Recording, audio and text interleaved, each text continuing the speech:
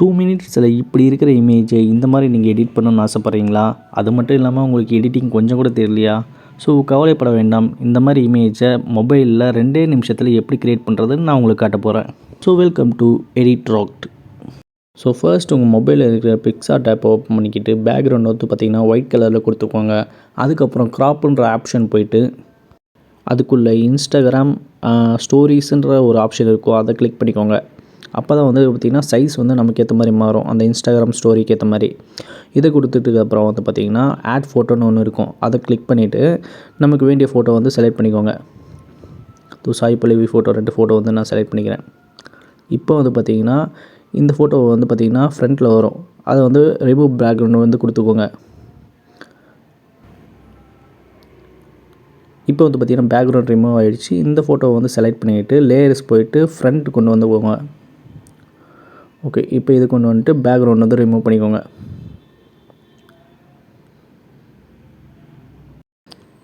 Okay, remove ஆகிடுச்சு. இப்போ போயிட்டு எஃபெக்ட்ஸ் கொடுங்க. அதில் போய்ட்டு வந்து பார்த்திங்கன்னா பிளாக் அண்ட் ஒயிட்டுன்ற ஒரு ஆப்ஷன் இருக்கும், கீழே பாருங்கள் BNWன்ட்டு, அதை கொடுத்து பிளாக் அண்ட் ஒயிட் வந்து கொடுத்துக்கோங்க. இப்போ வந்து மேலே இருக்கிற டிக் மார்க்கை வந்து கிளிக் பண்ணிக்கோங்க. இப்போ பேக்ரவுண்ட் வந்து பிளாக் கலராக மாறிடுச்சுங்களா? இப்போ வந்து பார்த்திங்கன்னா லேயர்ஸ் போயிட்டு மூவ் டவுன் கொடுத்துக்கோங்க. அப்போ தான் வந்து பின்னாடி வரும், ஃபோட்டோக்கு பின்னாடி. இப்போ முன்னாடி இருக்கிற ஃபோட்டோ கொஞ்சம் கரெக்டாக வந்து பார்த்திங்கன்னா அட்ஜஸ்ட்மெண்ட் பண்ணிக்கோங்க. இப்போ வந்து பார்த்திங்கன்னா பின்னாடி இருக்கிற அந்த photo black and white photo வந்து செலக்ட் பண்ணிக்கிட்டு எரேஸ் டூல் போயிட்டு ஒப்பாசிட்டி வந்து கொஞ்சம் வந்து 71 வச்சுட்டு அப்படியே எரேஸ் பண்ண ஆரம்பிச்சிருங்க. ஓகே, இந்த மாதிரி எரேஸ் பண்ணிக்கிட்டு இப்போ வந்து பார்த்திங்கன்னா ஷேடோ ஸ்டிக்கர்ஸில் போய்ட்டு ஷேடோஸ்ன்னு வந்து டைப் பண்ணுங்கள்.